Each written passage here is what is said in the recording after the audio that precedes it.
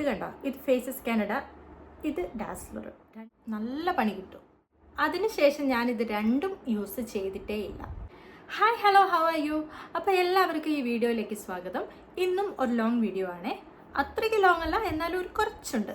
നമ്മളെ എപ്പോഴും ട്രെൻഡിങ് ആയിട്ടുള്ള കാര്യങ്ങളെക്കുറിച്ചല്ല സംസാരിക്കുന്നത്. ഇന്നും അതെ, വളരെ ട്രെൻഡിങ് ആയിട്ടുള്ള ഒരു ലിപ്സ്റ്റിക്കിനെ കുറിച്ചാണ് ഇന്ന് സംസാരിക്കുന്നത്.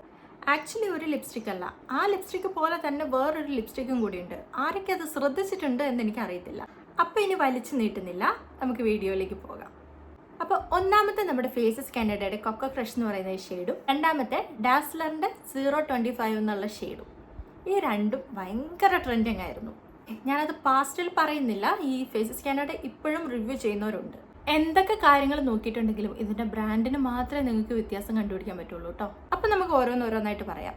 ഒന്നാമത്തെ കാര്യം, ഇത് ഭയങ്കര അഫോർഡബിൾ ആണ്. രണ്ടും അതെ, ഫേസസ് കാനഡ ആണെങ്കിലും അതെ, ഡാസ്ലർ ആണെങ്കിലും ഭയങ്കര അഫോർഡബിൾ ആണ്. രണ്ടാമത്തെ കാര്യം, ഈ രണ്ടെണ്ണത്തിൻ്റെ ഷെയ്ഡാണ്. ഞാൻ കാണിച്ചു തരാം. ഫസ്റ്റ് നമുക്ക് ഫേസസ് കാനഡ നോക്കാം.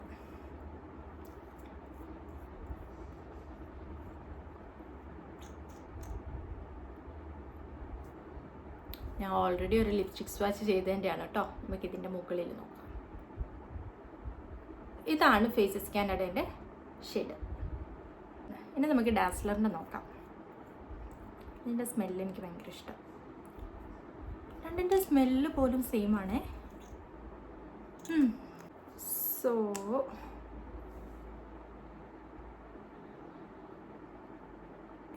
ഇത് കണ്ടോ, ഇത് ഫേസസ് കാനഡ, ഇത് ഡാസ്ലർ. രണ്ടും സെയിം ഷെയ്ഡല്ലേ. ഇനി നമുക്കിതിൻ്റെ ടെക്സ്ചറിനെ പറ്റി സംസാരിക്കാം. രണ്ടും ലിക്വിഡ് ലിപ്സ്റ്റിക് ആണ്. ഇടുമ്പോൾ ഭയങ്കര ഹൈഡ്രേറ്റഡ് ആയിട്ടൊക്കെ തോന്നുമെങ്കിലും കുറച്ച് കഴിയുമ്പോൾ അതിന് ഡ്രൈ ആകും.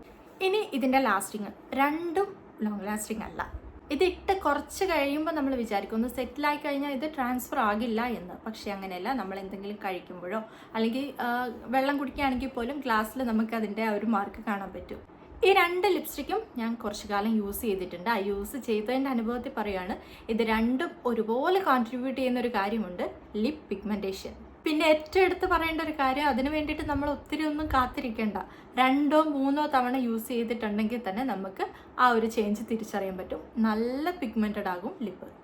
ഫസ്റ്റ് ഞാൻ വിചാരിച്ചു എനിക്ക് മാത്രം ഉണ്ടായ ഒരു പ്രശ്നമാണിതെന്ന്. പക്ഷേ ഇത് ഭയങ്കര അഫോർഡബിൾ ആയതുകൊണ്ടും ഒരുപാട് പേരുടെ കയ്യിലുണ്ടാവാൻ സാധ്യത ഉള്ളതുകൊണ്ടും ഞാൻ എൻ്റെ ഫ്രണ്ട്സിൻ്റെ അടുത്തും കസിൻസിൻ്റെ അടുത്തും ഒക്കെ ചോദിച്ചിരുന്നു. എല്ലാവരും ഒരേ കാര്യമാണ് പറഞ്ഞത്, നല്ലപോലെ ലിപ്പ് പിഗ്മെൻറ്റഡ് ആക്കുന്നുണ്ട് എന്ന്. അതിനുശേഷം ഞാനിത് രണ്ടും യൂസ് ചെയ്തിട്ടേ ഇല്ല. ഈ പിഗ്മെൻറ്റേഷൻ ലിപ്സ്റ്റിക് ഇടുന്ന എല്ലാവർക്കും ഉള്ളൊരു പ്രശ്നമാണ്. പക്ഷേ അത് കുറയ്ക്കാൻ വേണ്ടിയിട്ട് നമുക്ക് ചെയ്യാൻ പറ്റുന്ന കുറച്ച് കാര്യങ്ങളുണ്ട്. ഒന്നാമത്തെ കാര്യം, ലിക്വിഡ് ലിപ്സ്റ്റിക് ഒഴിവാക്കുക. കേൾക്കുമ്പോൾ ഭയങ്കര ബുദ്ധിമുട്ടായിരിക്കും. ഒഴിവാക്കിയില്ലെങ്കിലും ഒന്ന് കുറയ്ക്കാൻ ശ്രമിക്കുക. ഇത് എത്രത്തോളം ചുണ്ട് ഡ്രൈ ആക്കുന്നോ അത്രത്തോളം നമുക്ക് പിഗ്മെൻറ്റേഷനും ഒക്കെ വരാൻ ചാൻസ് ഉണ്ട്. അതുപോലെ തന്നെ ഭയങ്കര ഡാർക്ക് ആയിട്ടുള്ള കളേഴ്സ് നമ്മൾ സെലക്ട് ചെയ്യുകയാണെങ്കിൽ അതും പിഗ്മെൻറ്റേഷന് കാരണമാകും. ഏറ്റവും നല്ലത് ട്രെൻഡ് ഔട്ട് ആയ ബുള്ളറ്റ് ലിപ്സ്റ്റിക്ക് അല്ലെങ്കിൽ ലിപ് ക്രയോൺ ഒക്കെ യൂസ് ചെയ്യുന്നതാണ്, അതും ന്യൂഡ് കളർ. പിന്നെ ആഴ്ചയിൽ ഒരിക്കലെങ്കിലും ലിപ് കെയർ നന്നായിട്ട് ചെയ്യാം. അതുപോലെ തന്നെ lip balm AM and PM daily use ചെയ്യുക. അതുപോലെ തന്നെ ലിപ്സ്റ്റിക്ക് യൂസ് ചെയ്യുന്നതിന് മുമ്പ് ലിപ് ബാമും കൂടി യൂസ് ചെയ്യുകയാണെങ്കിൽ അത്രയും നല്ലതാണ്. അപ്പോൾ എൻ്റെ അഭിപ്രായത്തിൽ ലിക്വിഡ് ലിപ്സ്റ്റിക് ഒഴിവാക്കുന്നതാണ് നല്ലത്. പ്രത്യേകിച്ച് ഇവർ രണ്ടുപേരും നല്ല രീതിയിൽ പണി തരും. ഇപ്പോഴും ഈ ഫേസസ് കാനഡേൻ്റെ ലിപ്സ്റ്റിക്ക് പ്രൊമോട്ട് ചെയ്യുന്ന യൂട്യൂബേഴ്സിനെ ഞാൻ കാണാറുണ്ട്. എനിക്കറിയില്ല എന്തുകൊണ്ടാണ് അവർ ഈ പിഗ്മെൻറ്റേഷനെ കുറിച്ച് പറയാത്തതെന്ന്. ഇതിനെക്കുറിച്ച് അറിയാത്ത സമയത്ത് ഞാനും വീഡിയോ ചെയ്തിട്ടുണ്ട്, ഒരു ഷോർട്സ് ചെയ്തിട്ടുണ്ട് ഇത് സ്വാച്ച് ചെയ്യുന്നത്. പക്ഷേ യൂസ് ചെയ്ത ശേഷമാണ് ഇത് എത്രത്തോളം അപകടകാരിയാണ് എന്നെനിക്ക് മനസ്സിലായത്. അതുകൊണ്ടാണ് ഞാനിപ്പോൾ ഇത് ഷെയർ ചെയ്യുന്നത് ഇവിടെ. അപ്പോൾ ഇനിയും അഫോർഡബിൾ ആണെങ്കിലും ഇത്തരം ലിപ്സ്റ്റിക്സിൻ്റെ പുറകെ പോകാതിരിക്കുക, നല്ല പണി കിട്ടും. അപ്പോൾ ഇത്രയേ ഉള്ളൂ ഇന്നത്തെ വീഡിയോ. നിങ്ങൾക്ക് ഇഷ്ടപ്പെട്ടു എന്ന് ഞാൻ വിചാരിക്കാം കേട്ടോ. പിന്നെ നെക്സ്റ്റ് വീഡിയോയിൽ കാണാം. ബൈ.